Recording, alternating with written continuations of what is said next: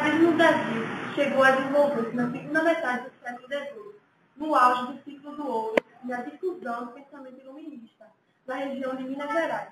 Os jovens intelectuais e artistas daquela região, que fervia culturalmente e socialmente naquela época, saíram grandes poetas.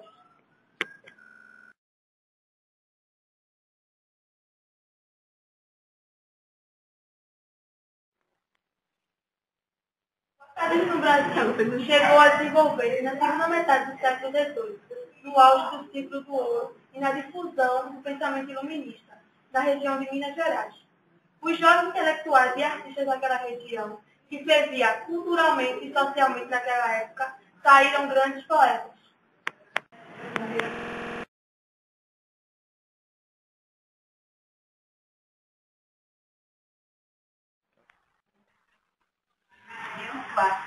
Mas com uma nova maneira, o neoclássico, como a razão e a ciência, os conceitos oriundos do início. Eu esqueci.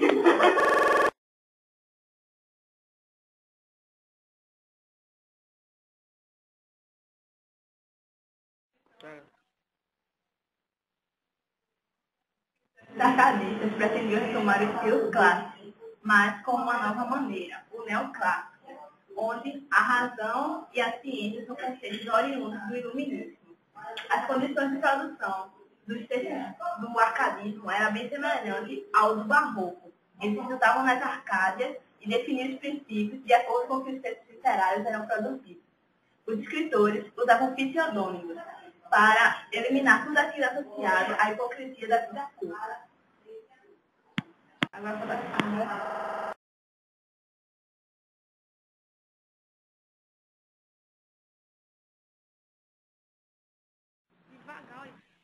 O arcadismo, também conhecido como neoclassicismo, surgiu no ano de 1700, por volta do século XVII e do século XVIII. Ele surgiu no continente europeu, devido ao espírito iluminista dessa escola literária.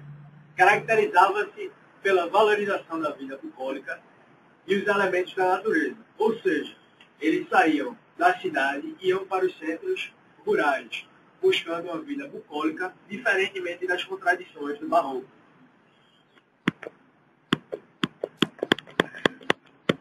Não tá parando, não.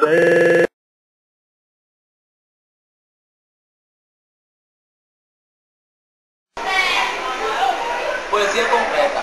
É denominada poesia concreta aquela forma de poesia sugerida no movimento concretista, aplicando-se ao poema, movimento indicado no Brasil na década de 50, no século XX, por Décio Pignatari em 1927 e Haroldo Campos em 1929 e Augusto Campos em 1931. Essa é uma parte da poesia concreta.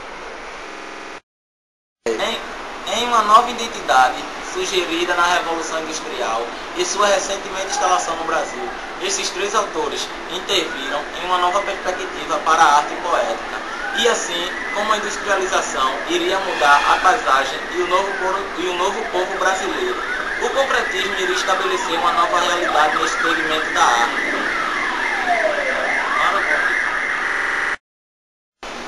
Em uma nova identidade sugerida na Revolução Industrial e sua recente instalação no Brasil, esses três autores interviram em uma nova perspectiva para a arte poética, e assim como a industrialização iria mudar a paisagem do povo brasileiro e o concretismo iria estabelecer nova realidade nesse segmento da arte, repondo com o verso tradicional e sua forma confidencial e da disposição de rima, organizando e de maneira de privilegiar o espaço branco da página e a pausa, as imagens e significante dos sons e até mesmo cores ou nuances. O concretismo, enfim, propunha uma arte poética que ocupa-se mesmo cores a página de um modo diferente, aproveitando conceitos de poucos ou nunca antes explorados pelos autores consagrados.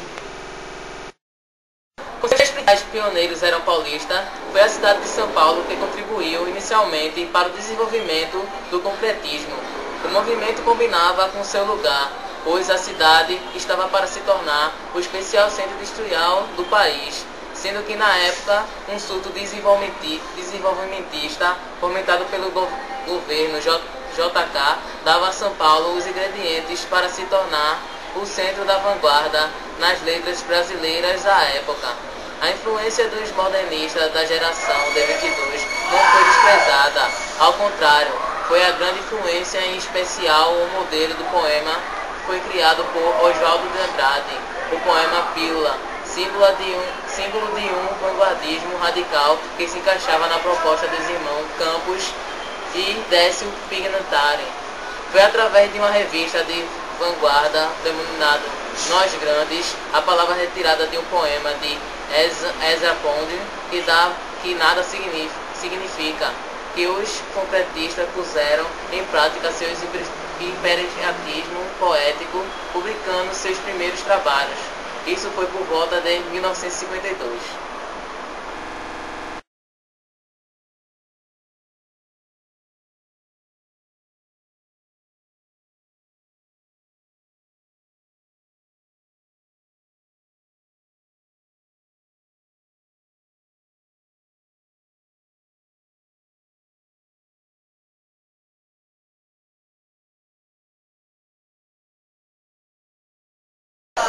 Grego-romana. Nas artes plásticas, teatro e literatura, o classicismo ocorreu no Renascimento cultural, século XIV ao século XVI. Os principais representantes do classicismo do século XVI, do XIV ao XVI, na literatura destacou-se o escritor português Camões, autor da grandiosa obra Os Lusíadas. Em arte, o classicismo refere-se geralmente à valorização da antiguidade clássica como padrão por excelência, no sentido estético, que os classicistas pretendem imitar. A arte classicista procura a pureza formal, o equilíbrio, o rigor, segundo a nomenclatura proposta por Friese, pretende ser mais apolínear que a dionisiana.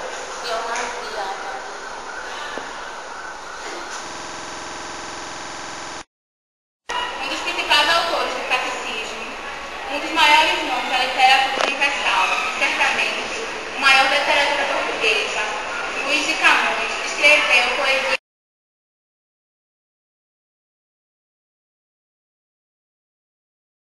A Semana de Arte Moderna ocorreu em 1922, ocorreu em São Paulo, com o objetivo de mostrar novas tendências artísticas que já vigoravam na Europa.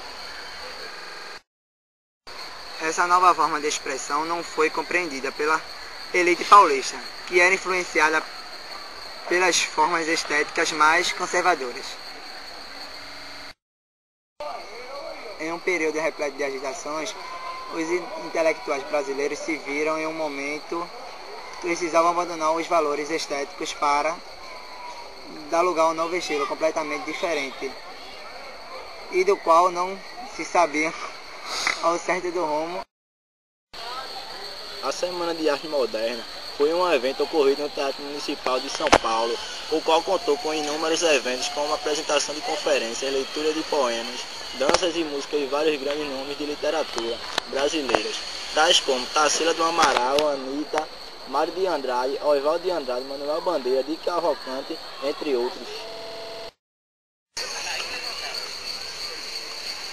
Eu vou falar um pouco sobre o poeta Mário de Andrade. Mário de Andrade foi um poeta crítico de arte considerando unanimidade nacional e reconhecido por críticos como o mais importante intelectual brasileiro do século XX. Liderou o movimento modernista no Brasil e produziu um grande impacto na renovação literária e artística do país, participando ativamente da Semana de Arte Moderna. Sua principal obra foi Macunaíma. Vou falar um pouco sobre as características do modernismo brasileiro. A busca do modernismo original e polêmico. Nacionalismo em suas múltiplas facetas. Volta às origens de valorização do índio verdadeiramente brasileiro. Língua brasileira, falada pelo povo nas ruas.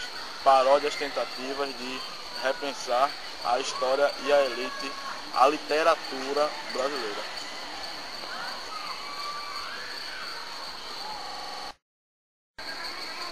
A postura nacionalística apresenta-se em duas vertentes: nacionalismo crítico, consciente de penúncia na realidade identificada, politicamente com as esquerdas. Nacionalismo ufanista. Literárias romantismo, Stephanie, Joyce, Tainan. O romantismo é todo o período cultural, artístico e literário que se inicia na Europa no final do século XVIII, espalhando-se pelo mundo até o século XXI. O berço do romantismo pode ser considerado 3 países: Itália, Alemanha e Inglaterra. Porém, na França, o romantismo ganha força como nenhum outro país, e é porque é através dos artistas franceses os ideais românticos que se espalham pela Europa e pela América. As características principais do período são valorização das emoções, liberdade de criação, amor platônico, temas religiosos, individualismo, nacionalismo e história. Este período foi fortemente influenciado pelos ideais do ilusionismo e pela liberdade conquistada na Revolução da França. Escola literária. Nas artes plásticas, o romantismo deixou grandes marcas. Artistas como o espanhol Francisco Goya e o francês Eugène Delacroix são os maiores representantes da pintura desta fase. Esses artistas representavam a natureza e os problemas sociais, urbanos, e valorizavam as emoções e os sentimentos em suas obras de artes. De Gregar Gaspar, David Friedrich, enquanto a Inglaterra, John Costa, obras com fortes críticas à urbanização e os problemas gerados pela Revolução Industrial. No ano de 1836, é publicado no Brasil Suspiros Poéticos e Saudades de Gonçalves de Magalhães. Esse é considerado o ponto de largada deste período na literatura do nosso país.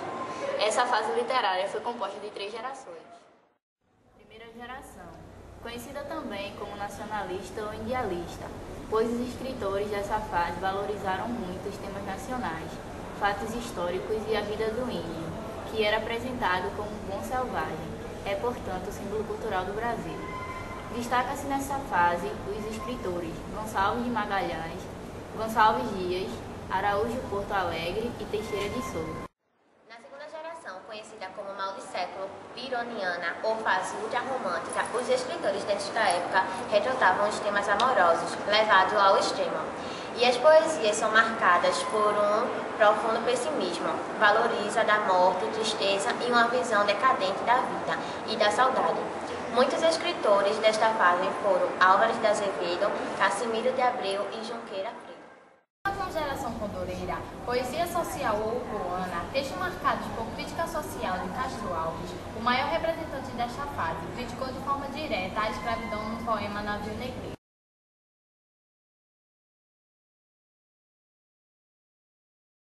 O barroco cresceu entre o final do século XIX a meados do século XVIII, inicialmente na Itália, difundindo-se em seguido pelos países católicos da Europa e da América, antes de atingir em uma forma modificada a